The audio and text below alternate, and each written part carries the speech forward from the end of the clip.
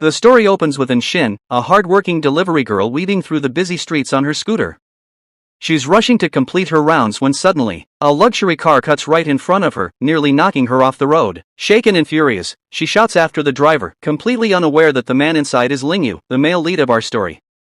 Ling Yu arrives at his corporate headquarters, where an important meeting is underway. He carries himself like a man who tolerates zero failure, and when one employee makes a small mistake, Ling Yu doesn't hesitate. He fires him on the spot. Cold, strict, uncompromising. Meanwhile, An Shin reaches the same building to deliver a bouquet.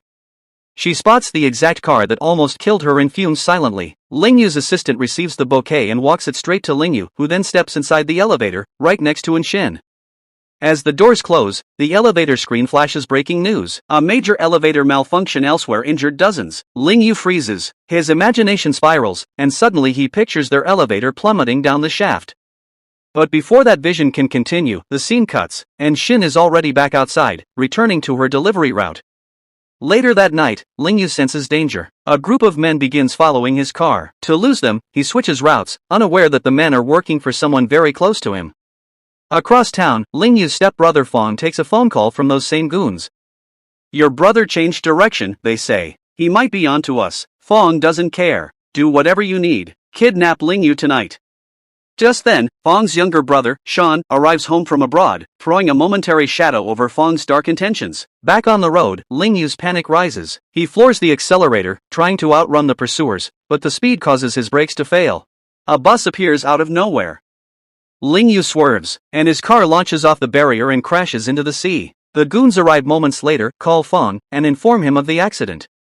Fong simply says, "I don't care," but Ling Yu isn't dead. He drags himself out of the water and stumbles onto a nearby road. Just as An Shin rides by, startled, she slams the brakes, but still hits him by accident. Both end up in the hospital. When Ling Yu opens his eyes, An Shin reassures him that the doctor is coming. But before she can finish, Ling Yu spots the same two goons approaching. Panicked, he pulls An Shin in front of him like a shield. Someone shoves An Shin, and their lips accidentally collide. A sudden, accidental kiss. Horrified and furious, An Shin slaps Ling Yu so hard, he passes out again. Meanwhile, back at the crash site, police search for Ling Yu's body. At home, Fong bursts in and breaks the news to their father, who collapses from a heart attack. Elsewhere, Mr. Jiyu, a business partner and opportunist, celebrates the news.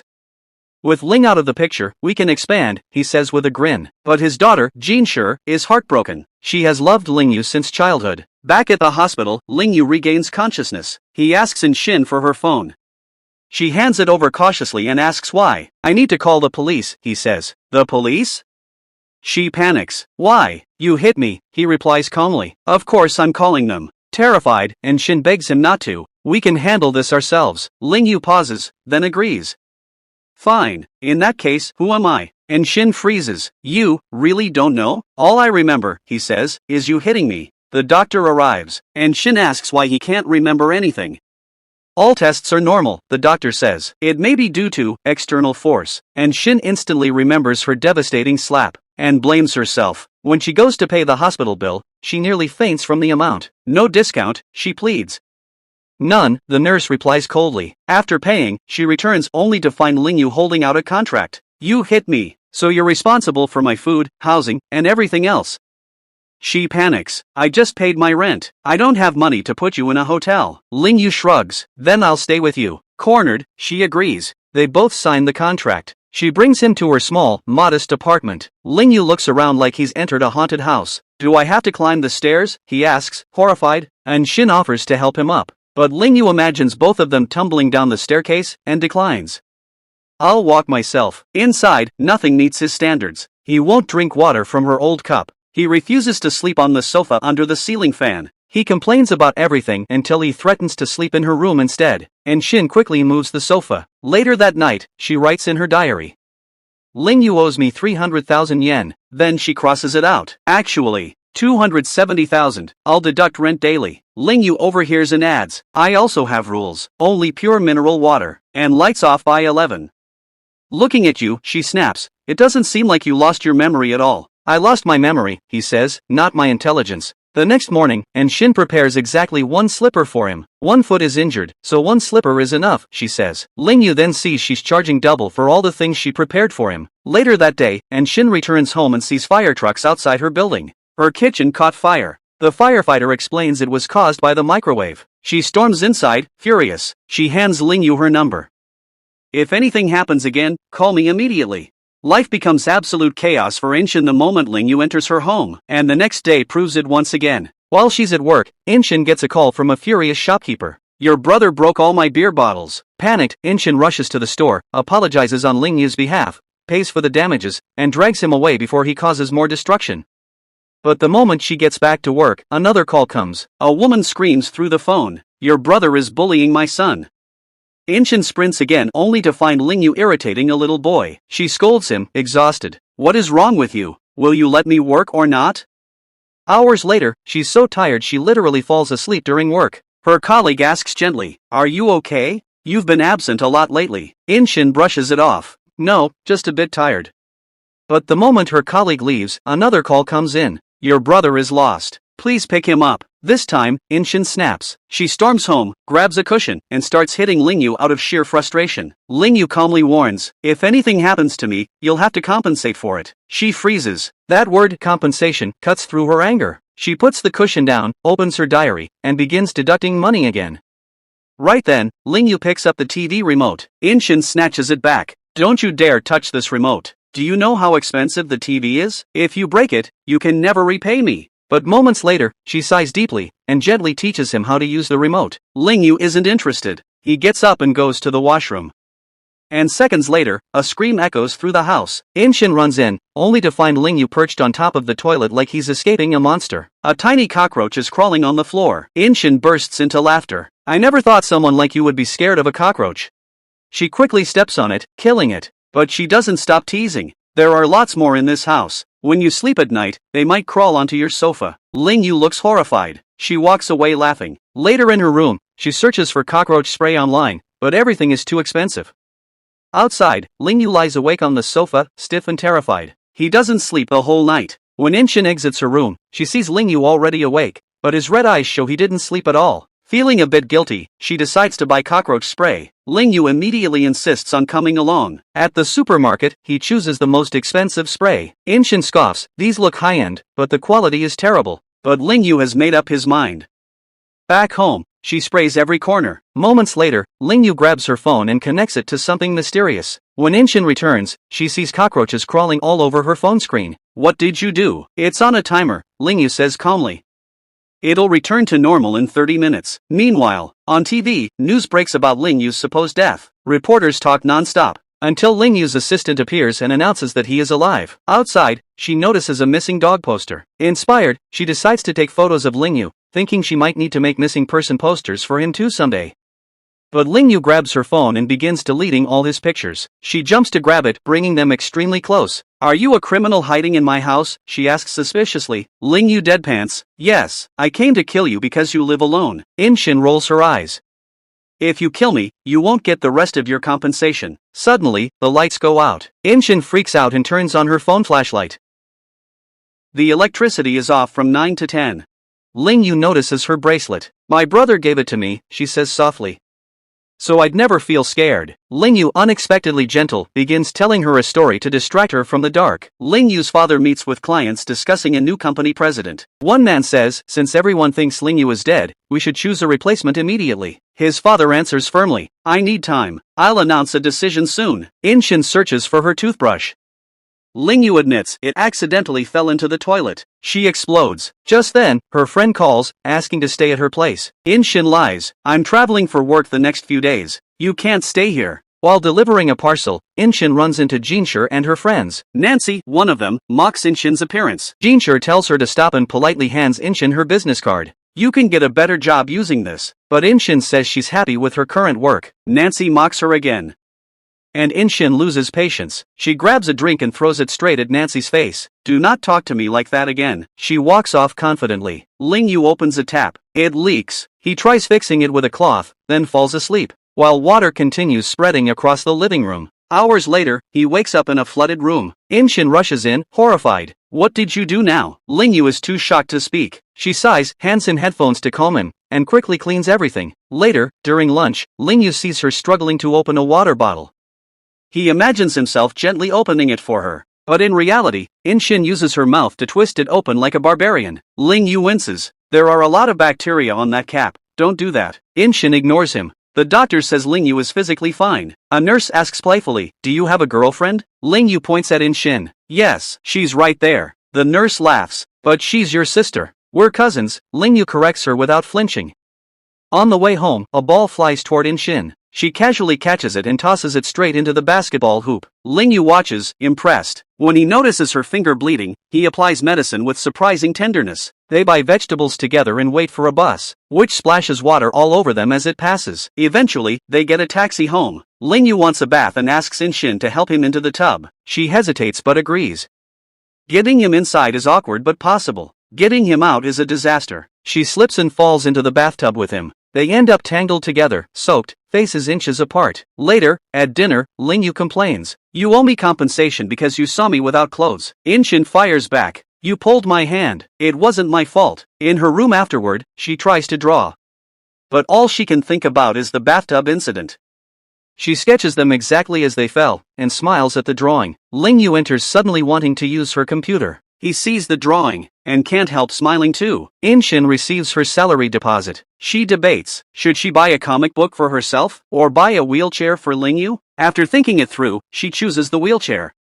Right then, Manager Du appears with gifts for the employees. He hands one to An Shin and invites her to dinner that night. After dinner, Manager Du offers to walk An Shin home. Outside, the street is quiet, and An Shin walks beside him politely, clutching the small gift he gave her earlier. She doesn't notice it, but someone else does. Ling Yu, waiting outside her building. He keeps checking the time, pacing nervously, glancing down the road. She's late, much later than usual, and for the first time, he realizes how much that bothers him. Just then, Manager Du and An Shin turn the corner. They stop in front of her building. Du hesitates for a moment, then pulls out a small bouquet of roses and holds it out to her. "I like you," he says honestly. An Shin is caught off guard. She quickly shakes her head. "I'm sorry, I already have a boyfriend." Manager Du's eyes shift past her, right to Ling Yu standing at the window. His expression hardens. Jealousy flashes across his face, but he forces a tight smile and leaves without another word. Inside, when An Shin walks into the room, Ling pretends to be casual. "You look very happy today," he says. "It's nothing like that," she replies, avoiding his eyes. Ling's tone suddenly turns serious. "I'm warning you for the last time, don't come home this late again. I was worried about you." She stares at him, surprised. He might have lost his memory, but his concern feels very real. The next morning, Ling wakes up to find a large box in the room. An Shin opens it with a proud smile. Inside is a brand new wheelchair. "It's imported from Germany," she tells him. "Really good quality." Ling examines it skeptically. "Doesn't look that strong to me." To prove him wrong, she sits him in the chair and pushes him around the entire house, doing sharp turns, fast spins, and bumpy transitions over the uneven floor.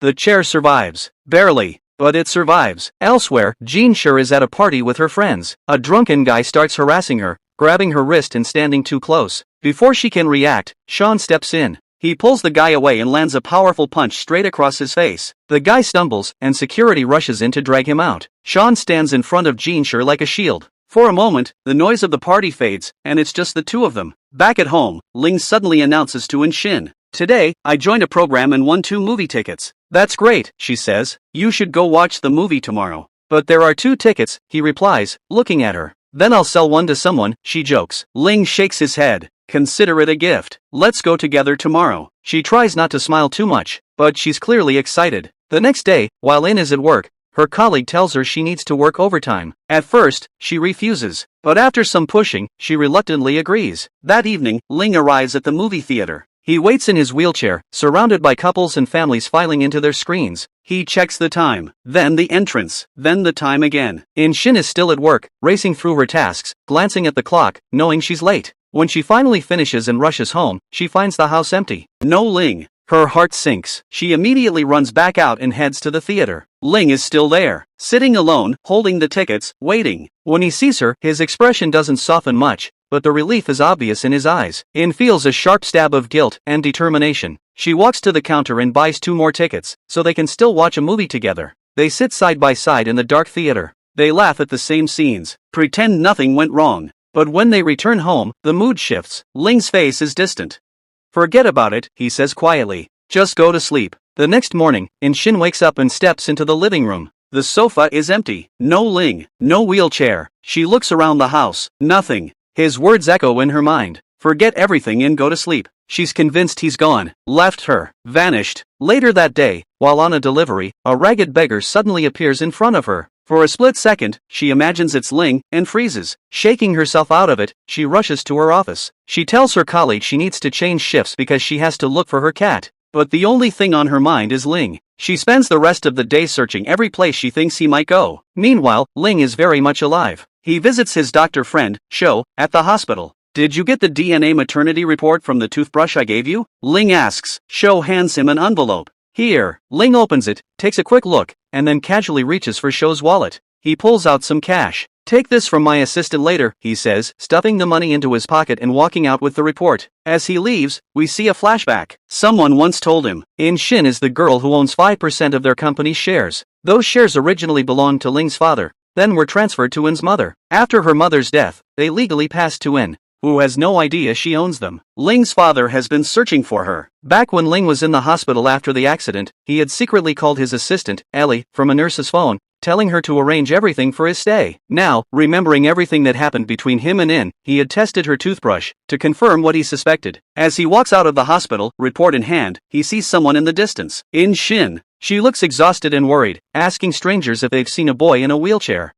Ling steps slow. All the moments they shared flash through his mind. His heart starts to move before his body does. He begins to follow her. An reaches a park and stops, overwhelmed. She asks a man nearby, have you seen a boy sitting in a wheelchair around here? He shakes his head. Then she hears a familiar voice from behind. She turns. Ling is right there. All the fear, stress, and worry explode out of her at once. Where have you been? Do you know how long I've been looking for you? Ling says nothing. A boy on roller skates suddenly rushes past, about to collide with An. Ling quickly grabs her hand and pulls her toward him. She loses balance and falls on top of him. For a moment, they're frozen like that. Then she scrambles off. I just went for a walk, he says calmly. A walk, she snaps. Who disappears for this long without telling anyone? He ignores her scolding and stretches his hand out. Give me a phone. I don't have enough money, she replies. Forget it. They end up heading back home together. Meanwhile, Fong receives a photo of Ling from someone, proof that he's alive. Elsewhere, Shan drops Jean Sher off at her home. Jean Sher's mother appears and warmly invites him inside. I have something to do, Shan says politely and leaves. As he walks away, Jean Sher's mother turns to her daughter.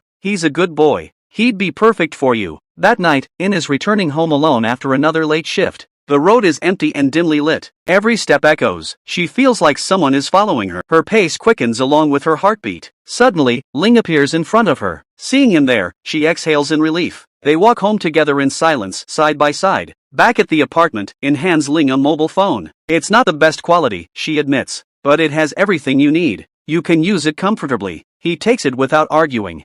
The next morning, Ling stands on the balcony, staring at the sky, and imagines An Shin coming to get her shirt, which has accidentally fallen near him. It's only in his head, but it lingers a little too long. He shakes it off and calls his friend Shou, asking him for some money. That evening, when An returns home, she's stunned. There's a brand new TV in the living room. She rushes to her room and finds a new computer set up on her desk. Her face lights up. Where did you get all this? She asks. I participated in a competition, Ling says smoothly.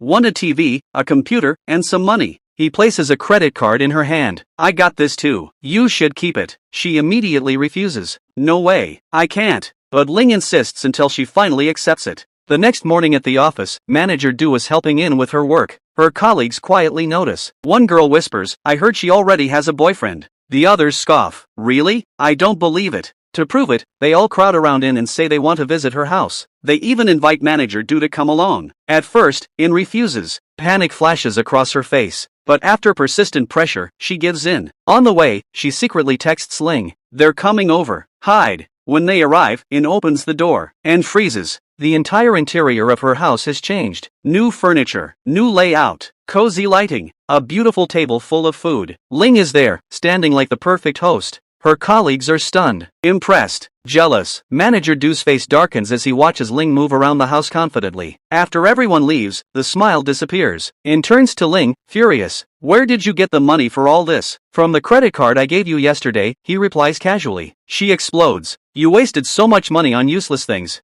For her, those numbers are everything. For him, it's just a card swipe. The next day, Ling is alone at home. Suddenly, the door handle starts moving up and down. He stiffens. He grabs a stick and hides behind the door, heart pounding. The door opens. A girl steps in. Ling doesn't hesitate. He swings, pins her down, and ties her up. He sends a panicked message to An. There's a thief in the house. An rushes back home, slams the door open, and finds her friend Yo-Yo tied to a chair. She hurriedly unties her, apologizing. This is Yo-Yo, my friend. Ling looks awkward. Yo-Yo looks intrigued. Later, Ling plays video games on the couch while Yo-Yo watches him closely. She leans toward In and whispers, "He's not really your boyfriend?" "No," In says. "It's a long story. I'll tell you later." Just then, Ling stands and says, "Help me take a bath." Yo-Yo's eyes widen. "You two bathe together?" In chokes. "Of course not." She drags Ling away, but Yo-Yo's curiosity is on fire now. She creeps toward the bathroom and cracks the door open, imagining all sorts of scenarios. That night, In is working late again at the office. The building is quiet. Too quiet. Suddenly, she hears footsteps. The door opens. It's Manager Du. He's drunk. He staggers toward her, slurring, "I like you. I really like you."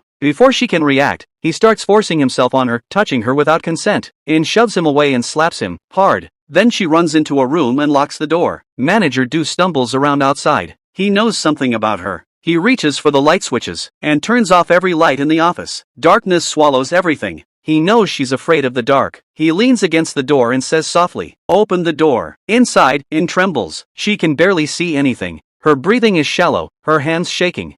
In that moment, she hears her mother's voice in her memory, teaching her how to fight the darkness, how to stand up, how not to let fear control her. The scene lingers there, between the darkness outside the door and the strength she's trying to find inside herself. Just when In thinks the nightmare is over, the door suddenly swings open. Manager Du steps inside. His presence alone sends a new wave of fear through her. He moves toward her, slowly, threateningly. But before he can do anything, Ling appears from behind and strikes him with a fire extinguisher, knocking him to the ground. Without wasting a second, Ling lifts An into his arms and carries her away. When An regains consciousness, Ling is right beside her. He firmly tells her, "You're not going back to that job. I won't let that man hurt you again." But despite everything, An returns to work the next day. That's when she learns that Manager Du was fired apparently for committing fraud against the company. She sees him packing his things, anger written all over his face as he walks out. The next morning, An visits Ling. Her eyes land on an envelope on the table. She picks it up and jokes, "You were sitting here alone, so what's in this? Some dirty pictures?" Ling panics and reaches for it, asking her to give it back. In the struggle, An slips and falls right on top of him. The two end up inches away, caught in an unexpectedly intimate moment. Flustered, An jumps up. Ling smirks and says, "Help me up too." But the moment she leans forward, he pulls her down deliberately and kisses her. Shaken, An runs back to her room, but her mind stays trapped in that moment with him. Meanwhile, Manager Du is hunting for a new job. A mysterious man approaches him and says, "A good resume isn't enough." When Du asks who he is, the man simply replies, "Someone who can help you." Later, An is walking outside while talking on the phone when suddenly, Manager Du steps in front of her. "I need to talk to you," he demands. At home, Ling grows anxious when An doesn't return. He calls her office and learns she left long ago. Just then, the doorbell rings. But it's not An. It's Ellie, insisting that Ling must attend an important meeting immediately. Back with An, Manager Du apologizes, saying he's ashamed of what he did, and responds gently, "There's no need to apologize. Just forget it." But his expression shifts. "Then why did you complain about me? Why did you get me fired?" An freezes. "I didn't report you," she says quietly. But he refuses to believe her. His anger explodes as he grabs her and begins to fight with her. Meanwhile, Ling finishes the meeting and immediately goes out searching for An. Manager Du knocks her unconscious and drags her into his car. He's just about to drive away. When Ling arrives, he pulls Du out of the driver's seat and beats him mercilessly, sending him collapsing to the ground. Ling opens the car door, gathers An into his arms, and asks desperately, "Are you okay?" She nods, still shaken. But Manager Du regains consciousness and attacks Ling again. They fight violently until Ling finally overpowers him. Ellie arrives right on time and quickly escorts both Ling and An away. Back home, Ling apologizes softly. "I couldn't protect you the way I should have." An shakes her head. "It wasn't your fault. Don't blame yourself." The next morning, An wakes up and overhears Ling on a call. He tells her he was speaking to Ellie about arranging a wheelchair, and Ellie will bring it over today. Later, when Ling meets Ellie, he notices suspicious cars following hers. Realizing the danger, he changes routes and texts her to meet at a hotel instead. At that same hotel, An arrives to deliver a parcel. She spots Ling and instinctively follows him, but security does not allow her inside. Her heart sinks, feeding the suspicion that Ling and Ellie might be having an affair. Inside, Ling and Ellie talk about the upcoming shareholders meeting. Ellie tells him the time has come for him to reveal himself. Ling smiles lightly. Let's surprise them. At the meeting, Fong confidently announces that the company needs a new president and that he is the chosen one. The shareholders applaud. But then a voice echoes from behind. I don't agree. Everyone turns, and they freeze. It's Ling, alive. The room erupts in shock because everyone believed Ling had died. Ling begins revealing the truth. Fong had been plotting to destroy President One's company for his own gain. Ellie hands Ling's father a file of evidence. Fong panics, insisting it's all a misunderstanding, but Ling's father refuses to listen. Then Ellie plays a video. Fong had secretly hired thugs to murder Ling. Ling's father explodes in fury. He apologizes to Ling and dismisses Fong instantly. As soon as his father leaves, Fong lunges toward Ling again, but Sean steps in and blocks him. Fong then smirks darkly and says, I also know a girl named Anne. Ling's expression turns cold. If you touch her, I won't spare you. Later, Anne waits for Ling, thinking about her moments with him. Ling, despite being buried in work, keeps thinking about her too. At Anne's workplace, she learns a new rule has been issued: no more overtime. When she goes home, she notices lights decorating the path and even a security camera installed near her door. Ling is still protecting her, silently. Elsewhere, Jean Sure is out with friends when she spots Ling. Her past with him flashes in her mind. Her friends leave, and Sean arrives moments later. They walk together, sharing a rare peaceful moment. Back to and her stepbrother, An Shang, arrives at her office. He's incredibly handsome, immediately attracting the attention of all her co-workers. Later, at a cafe, we learn he has just returned from abroad and came to see Anne first. He mentions he had sent her countless emails and video calls, but she never responded. An Shang looks at Anne gently and tells her he knows she's been through a lot. The pain, the loneliness, the struggles she faced alone. But now that he's back, she doesn't have to carry anything by herself. Touched, and shows him a bracelet, the same one he gave her when they were kids. A tiny reminder of a happier time. Meanwhile, Ling sits at his desk, stressed and exhausted by work. But then he comes across a photo of Anne with her brother, and a sharp jealousy stabs at him. He closes the picture quickly, but his mood darkens. The next morning, Anne receives an email inviting her to a job interview. She applies immediately, hopeful. On the day of the interview, standing at the bus stop, she imagines a car splashing water on her, and Ling suddenly appearing to save her. But it's just her imagination. In reality, Ling is sitting inside his car at a distance, quietly watching her, making sure she's safe, and reaches the company for her interview, only to realize she left her work portfolio at home. Her heart drops, panic rising. But the interviewers reassure her. It's okay. Just talk us through your work. Anne introduces herself and explains her projects with confidence. Her sincerity impresses them. They offer her the job on the spot. Elsewhere, An Shang returns home. His mother is overjoyed. But during lunch, when he mentions Anne is living in the same city, his father's face hardens. We learn the truth. Anne's father once threw her out of the house. Still, An Shang's mother gently reminds her husband that his birthday is coming, and she wants Anne invited. After a moment of hesitation, he agrees. Later that evening, Anne sits quietly drawing when she receives a call from her stepmother. She tells Anne her father wants her at his birthday celebration. Anne refuses, hurt resurfacing instantly. My dad threw me out, she says. But her stepmother insists he misses her deeply. She promises to send An Shang to pick her up the next morning. The next day, An Shang arrives early, surprised, and says the party is still far away. An Shang smiles. We need to buy you a dress first. That night, the birthday party is grand, filled with guests and music. When An Shang walks in with Anne, every head turns. Anne looks stunning, glowing in her new dress. An Shang wishes his father happy birthday and presents a gift. Meanwhile, Sean and Fong catch sight of Anne. Sean whispers, isn't she the girl who owns 5% of our company? Across town, Ling gathers information on An Shang. Then Ellie rushes in and tells him Anne is attending her father's party. And Fong is also there. Ling's expression turns cold. He tells everyone to get ready. At the party, Fong immediately starts flirting with Anne. But she gives him nothing, no smile, no interest. Then Ling arrives with Ellie and a company doctor. He walks straight to Anne and politely introduces himself again, joking that she might have forgotten him. The music begins. Ling extends his hand. Dance with me? But Anne steps back. Maybe I'm not worthy of dancing with you, she says softly, and takes Fong's hand instead. Jean Sure notices this and quickly goes to dance with Ling, taking advantage of the moment. The dance floor fills. Partners rotate. Anne and Ling accidentally come face to face again. Ling leans in and whispers, I'll answer everything you want to know,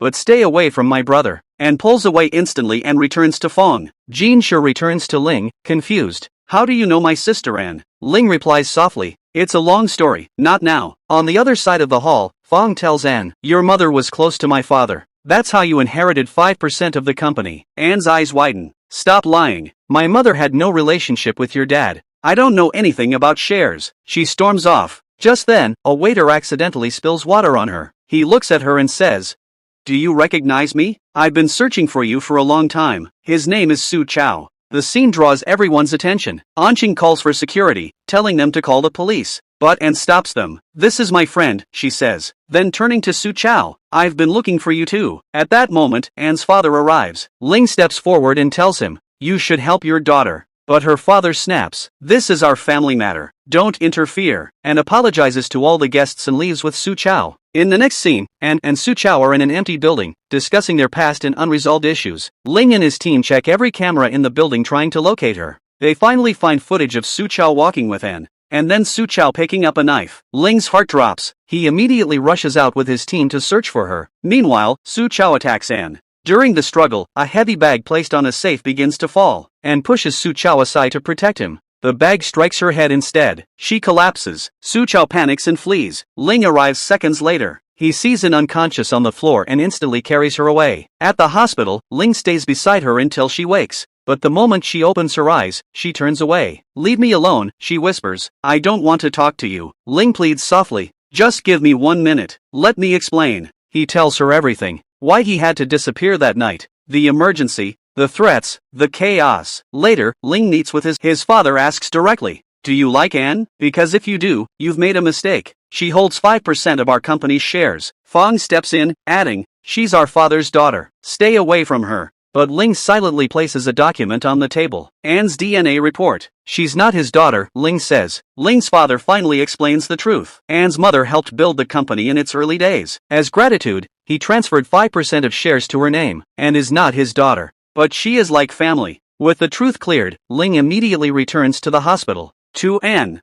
At the hospital, An Shang arrives to check on his sister, but Sean blocks him at the door, refusing to let him enter. Frustrated, An Shang forces his way inside, only to find the room empty. He rushes to the window, and his heart stops. An is hanging outside the window, slipping, terrified, clearly trying to escape. Sean grabs her arm, and Shang grabs the other. But An's hand suddenly slips. Just in time, and Shang lunges forward and catches her. He pulls her safely inside and holds her tightly. After that, he takes An away from the hospital, determined to protect her from everyone. Moments later, Ling arrives only to hear the nurse say, "Miss An has escaped." He finds a note she left behind. "I don't want to see you." The words crush him, and, meanwhile, sleeps in her small rented room, dreaming of her past. The moment her father screamed at her. The night he threw her out of the house. She wakes up to the sound of boxes. She steps outside her room and sees people packing up her belongings. The landlady stands there coldly. "You haven't paid last month's rent," she says. "If you don't pay within a week, I'll sell everything." And watches helplessly as every piece of her life is carried out the door. She sits alone on a plastic chair outside, silent, broken. That's when An Shang arrives. One look at her face and he understands everything. He asks her to come live with him, and refuses, saying she doesn't want to interfere in his life. But An Shang insists and she finally agrees. Later, Ling texts her, "Why didn't you wait for me?" And replies, "Don't talk to me again." Ellie appears beside Ling at that moment and tells him, An has been evicted. She's living with her brother now. Jealousy flashes through Ling's eyes. Meanwhile, An adjusts to living with An Shang. She messages her friend Yo-Yo her new location, telling her she can visit anytime.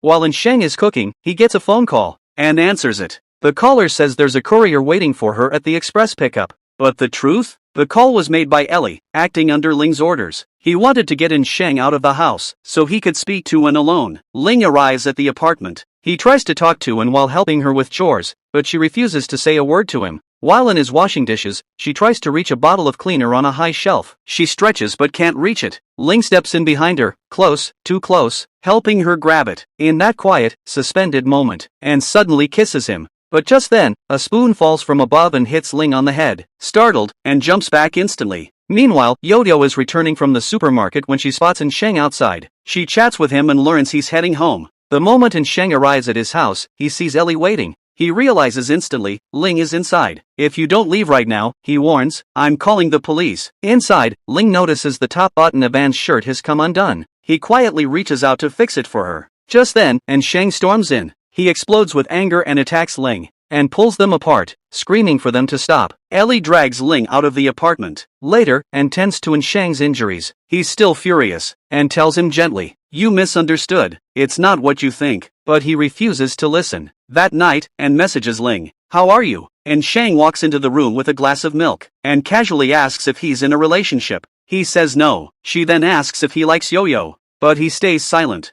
The next day at Ling's company, some employees gossip. Ling and Ellie are definitely dating. Shang overhears this and storms straight to Ling. Ellie is standing very close to Ling, and when she sees Shang, she steps back. Shang misunderstands everything, but Ling tells him calmly, "There's nothing between us." Elsewhere, and resumes her delivery job. She delivers a parcel to a house, and the door opens to reveal Fong. He immediately tries to flirt with her, pulling her inside, and escapes quickly. But later, Fong finds her again on the street, forcing a gift on her, cornering her. Ling appears at that exact moment. He sees everything. He beats Fong severely, teaching him a lesson. Afterward, he drops in home and warns her, "Stay away from my brother. I don't want him hurting you again." Later, Ling attends a company event with Ellie. There he sees Jin Shi. She teases him, asking why he's there. Ling smiles and says he liked the lipstick collection being launched. Jin Shi replies that since he has a girlfriend now, he must know a lot about women. Ling asks, "Which girlfriend?" Jin Shi laughs, "My sister, of course." Ling answers honestly,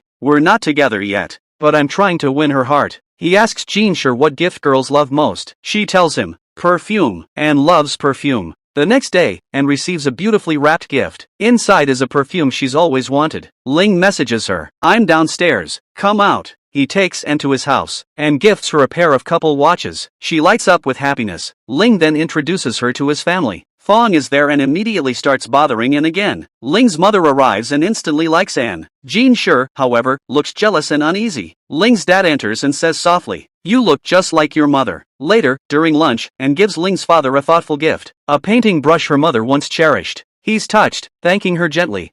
After lunch, An and Jin Shi step aside to the lounge for a quiet moment. Then Ling takes An to his garden, where he has prepared a small surprise just for her. Finally, he brings her to her old house. Her eyes widen. Ling tells her, "I bought this place. I'm your new landlord now." He hands her an agreement signed by the previous owner, stating, "And never has to pay rent again." Tears fill her eyes. Ling hugs her tightly and whispers, "We'll start our love story from here, again." And with that, this episode ends.